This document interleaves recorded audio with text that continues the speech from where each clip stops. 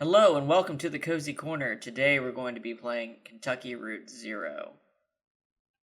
Uh, this was one of those games that I've always been thinking about for this channel as I'm playing for other things. I'm like, I really want to put Kentucky Route Zero up, but it's kind of got the conundrum of being an episodic game, where the last episode came out 2 years ago, and I was like, maybe I'll just wait till all the episodes are out. And I watched the Twitter and everything. Cardboard Computer's a really cool dev. They let people know what's up. But it's one of those things. People have been waiting for it, and it's taken a while. But all of a sudden, without any warning, Act 4 is out.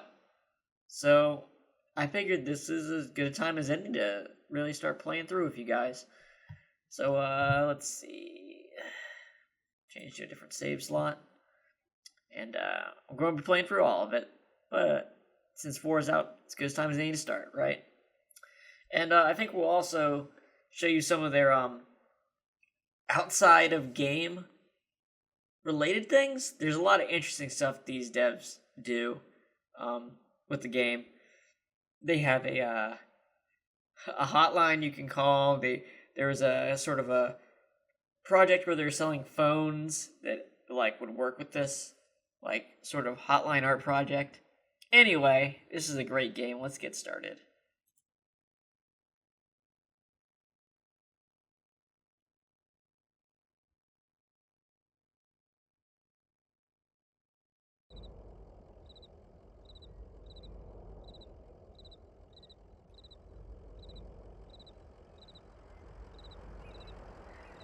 So right away, you can see this game has a style all its own.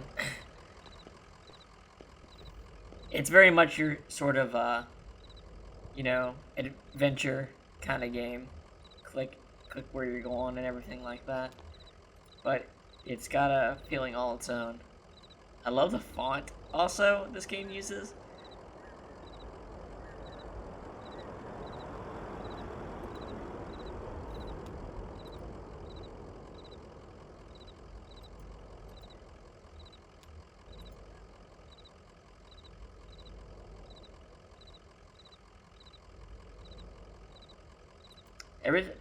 The writing in this game is absolutely superb, and it generates a very unique feeling.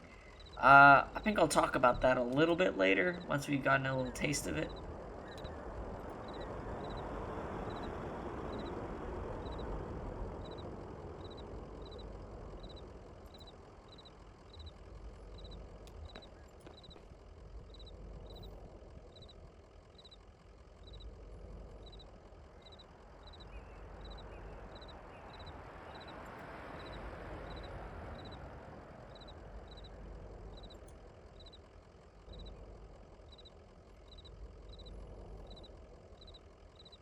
See, this is kind of a thing. So I guess I can just start talking about this. It's like in most adventure games, you're reacting to things, and it's just you're setting. You think like a Telltale game, and it's just like you're responding to everything. So in this game, and I don't know if there's some big payoff for this later or not, it always feels like you're sort of working backwards in your conversations, that you're sort of setting what the past is by the answers you've chosen rather than what you want. I think, for instance, this dog's gender is determined solely by the dialogue choice we're making right now. We'll name her Blue.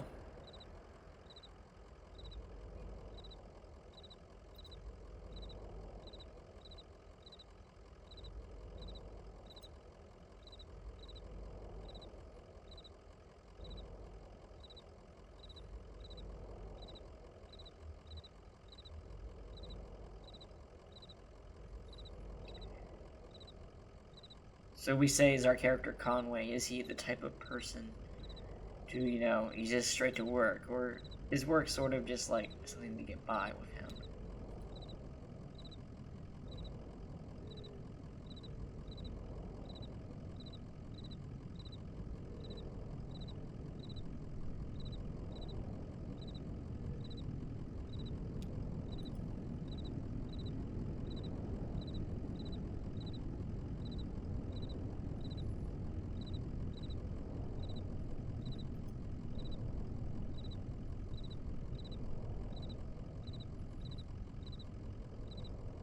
You gotta take the 0. So, this game is listed as magical realism in its description. So if you're not really understanding what that means, think of it this way. It's very much a down-to-earth kind of world like our own. But it takes things like folklore, like low folklore and myth, and it treats them like everyday things. They aren't magical big changes. They're just shit you have to deal with every day. And the characters react as such. And we're gonna be seeing a lot of that in this game.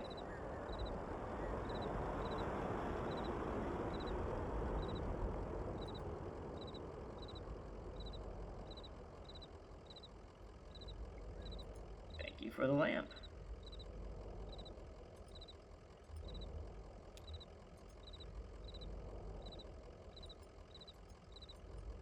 Let's see if there's anything else we can talk about with Joseph.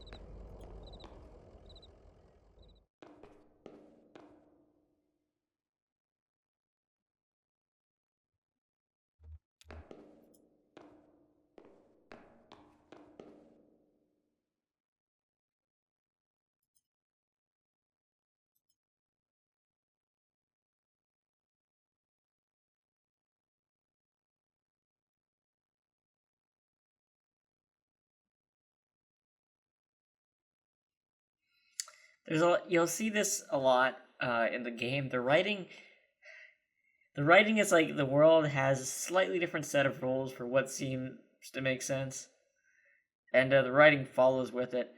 Um, they have this hotline you can call.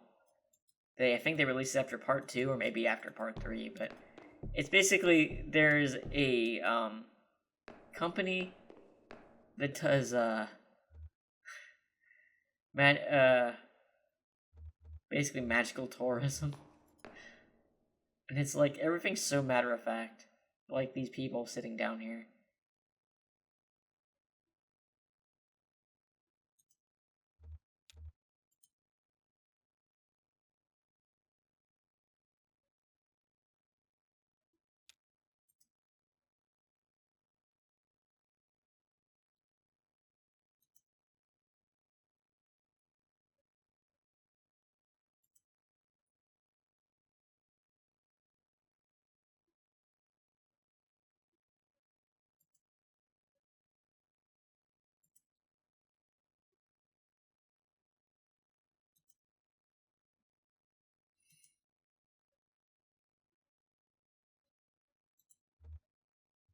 They're playing D&D in the basement of this place.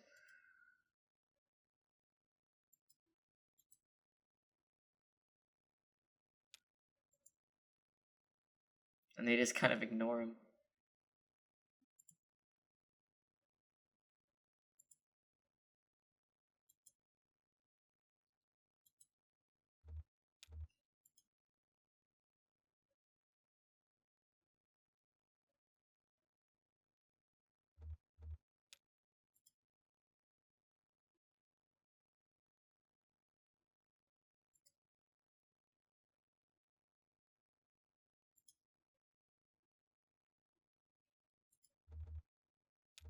They are just turning us out.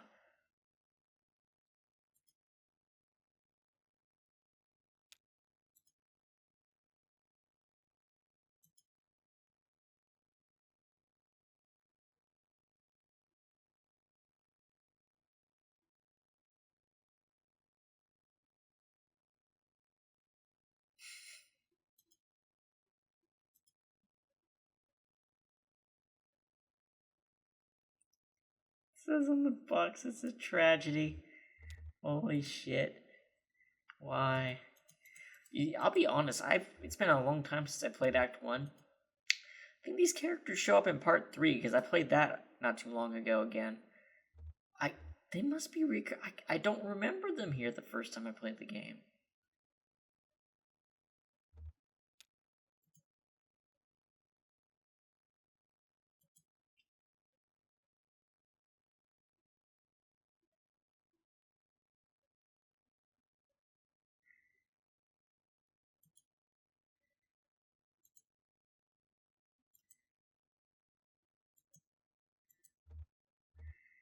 I mean, obviously we're supposed to go get it now, but I'm just seeing how far this fucking conversation goes.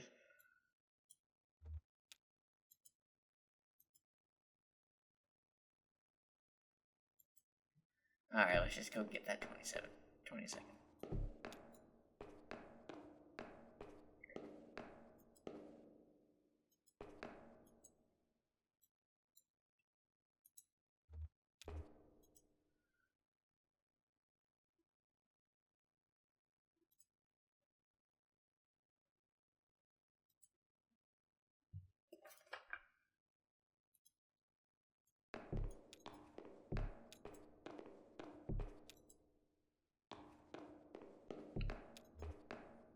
And they're gone, of course.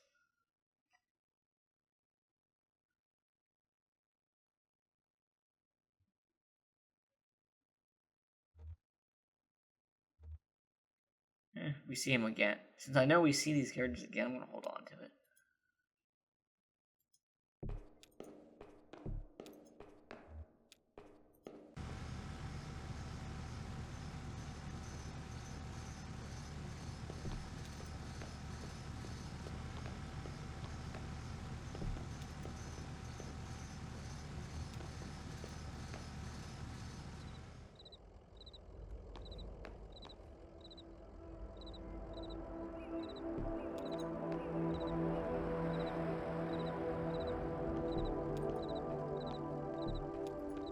The game's got great music too. Not just looks, but sounds. I love the little hat our dog has. I don't even know if it's our dog, it's just a dog we have with us.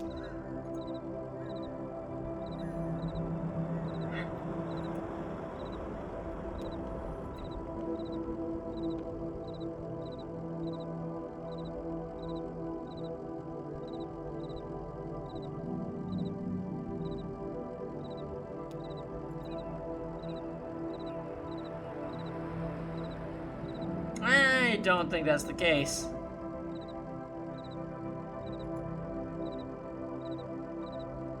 Marcus.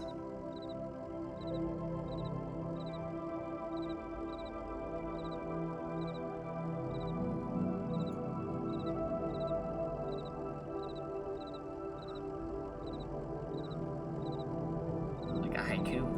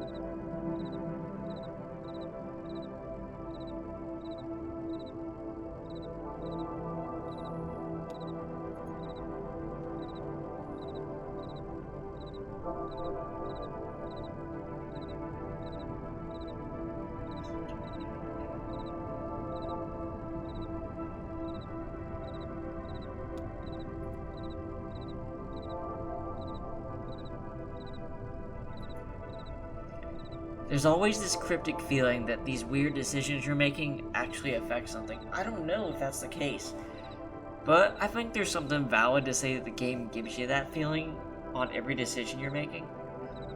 Or every facet of reality you're deciding is probably a better way of putting it. You're deciding what the state of reality is in this game.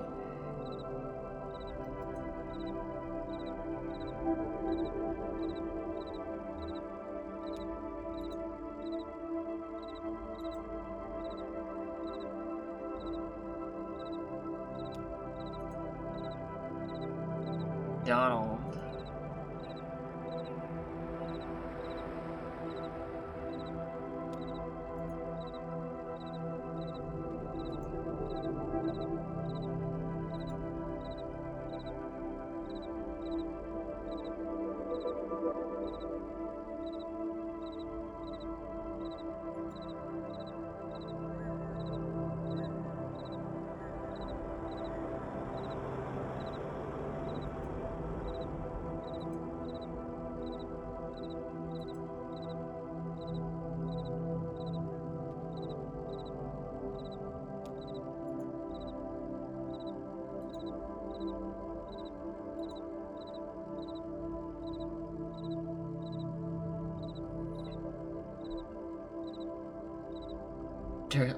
Dirty Power Plus.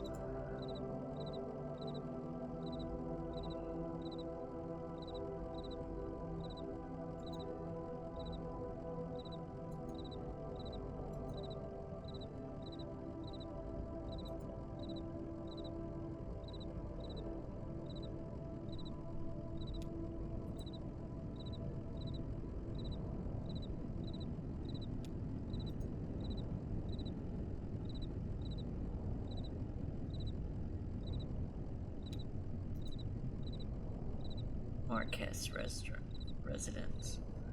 100 Macondo Lane. Head northeast on 65. Turn left as soon as you see that ugly tree that's always on fire. Look for the barn at the base of the mountain there. You can't miss it. Head northeast on 65.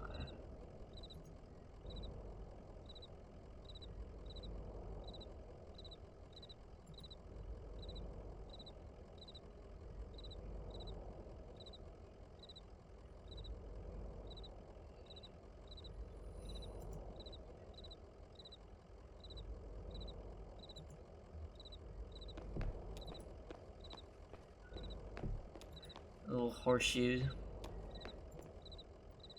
Reeks of style. God damn. Alright, Joseph. Any parting words?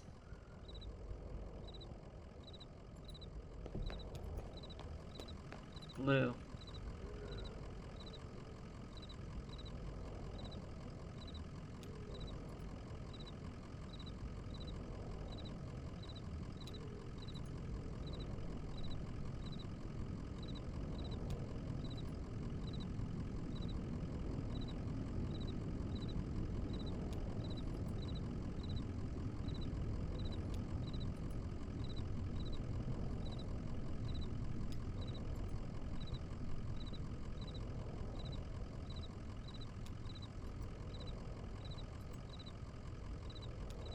Having another conversation with Blue, but see, we're learning a bit about the character's past just by this conversation he's having with the dog. We're learning that you don't own this company, you're a worker for it. That you're good friends with the owner. Or you were, that he's passed away.